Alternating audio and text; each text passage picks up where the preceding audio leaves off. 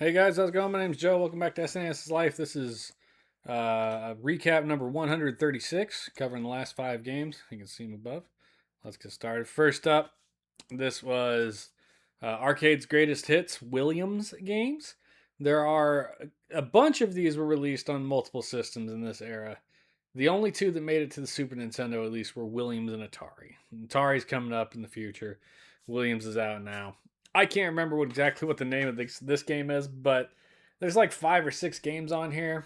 None of them are great. Joust, and then this one seemed to me to be the most interesting of the outings. They were appealing to, I guess, my parents' generation. Trying to hook them with a little bit of nostalgia stuff on the end of it. And I was just underwhelmed. These games, there's a beauty in the simplicity to them, and for their era, they were obviously important. But they are rough to go back and play now, and just not that interesting, honestly. So I'm gonna give it a thumbs down. It's just not for me. I'm sure there is someone out there who loves classic arcade games and thinks these are great. Uh, I'm not that person, so it is what it is. Next up, Prince of Persia 2. So the visuals, sound, and animations are strictly better than the original Prince of Persia, which is not shocking. The gameplay is just as frustrating, if not more so. So you see me trying to struggle to get this wall to move here, and I just keep drowning in quicksand a bunch. Because apparently you're supposed to like step on everything except the one tile. And it's really hard to trigger that last tile there. You got running jumps and ups and climbs, and you get your sword straight from the beginning here. Uh, Prince of Persia is just not fun. This one doesn't. Did it have a timer? I don't think this one had a timer like the other one did. Like the other one started you straight away with a timer, which sucked. But this one's you just die a lot until you basically map out or memorize what the hell you're doing. And I did get through like 3 or 4 sections, but I just didn't particularly enjoy it. There are cinematic platformers that are okay from this era, but just wasn't one of them. Like the animations were good and the music was all right, but the puzzle and the movement, the platforming feel in these games is always awful. They do all this effort for the animations to make it look so realistic, and the platforming for it suffers like a son of a bitch. And I get that that's part of the game. Like I feel like the platforming sucks as a deliberate choice to like make it difficult and make it skillful, but it's just not a skill that I enjoy learning. Oh, pardon me, late in the night or fighting with is what it is. I gave it a thumbs down. Next up, easy thumbs up. Kirby Super Star. You get like 5 or 6 games in here, 7 games. This is the introduction, I think, of the song "Gourmet Race," which is then the Kirby theme song for all the Smash Bros. Do do do do do do do do do do. Chef's kiss. You get there's like there's Dynablade's attack, which is like 4 smaller levels getting to the big bird. There's Samurai Kirby, which is like a quick draw, like Wild Gunman. There's Gourmet Race, where you're racing King Dedede. There's a kind of condensed version of Kirby's Dream Land. There's the Great Cave Offensive, which is kind of a treasure hunt. You're going to hunt down these like 60 different treasures. Milky Way Wishes, which we did not get to. And then Meta Knight's Revenge, I think, or something like that. And like 3 of these start out locked. You have to finish different things to unlock them. So like we did not unlock Milky Way Wishes or Meta Knight. We just played the first like 5 games. And one of the best things about this is in this game, they include a thing where anytime Kirby eats a power, he can kind of crap that person back out. And then you have a second player. So it is a 2-player Kirby game.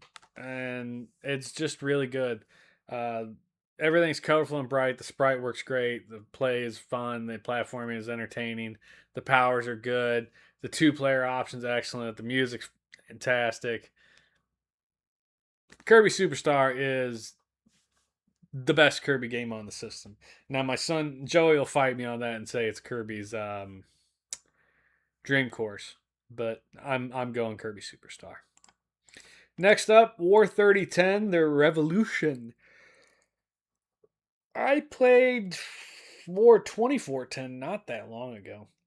And War 2410 was extremely simple top-down strategy game, a la kind of like Advance Wars or Famicom Wars, but a little less good. It just was less good. That's all there is to it. This is that in space. You get a bunch of different spaceships with different strengths and weaknesses, and like range and weapon powers. The enemy gets the same ships as you essentially, and you move around a map strategically getting to points where you can shoot each other down. It is a very simplistic game, and the graphics are very simplistic, and the sound and music is very basic, and it is not impressive at all. As such, I would never recommend it as a game. But I do have to give them credit, and I said this with 2410 as well. I I play these games for roughly an hour, and I played this for an hour and didn't even realize it had been an hour. Like it's it might not be impressive, but it is engrossing enough to lose yourself in an hour for it. You know, like it did its job. It occupied me. So while I might not recommend it, I have to give it credit. So, you know, it's not it's not a thumbs down. It's a thumb sideways. Take that. You know, not awful. Last game up, Madden 1997. Everybody should already know how I feel about sports games in general. Madden, props to the franchise for being what it is, as long run as it is, but it's just not a fun game for me. I will give this one credit. This does seem like an advancement over the previous like 3 years worth of games. Visually, I think it looks sharper. The sprites looked better. They felt like they had a little more detail. Everything moved a little quicker. I was actually able to get some passes off in this game. I feel like a lot of times I really struggle to get passes off in the Madden games.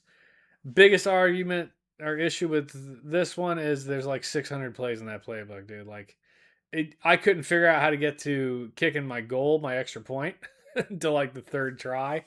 I kept going down into like the field goal section and then not being able to find where it was because it's under like it ends up being like under special teams or something, and it was very confusing.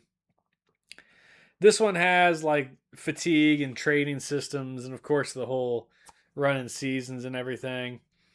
One of the things I never liked about the Madden games is the vertical field. You barely move on the screen and you lose or gain like 10 yards, and it's really frustrating to me because it visually just looks goofy and I don't care for it. I much prefer Tecmo Bowl and the horizontal layout. You know, the distance feels better going left to right than going up down. That's personal opinion.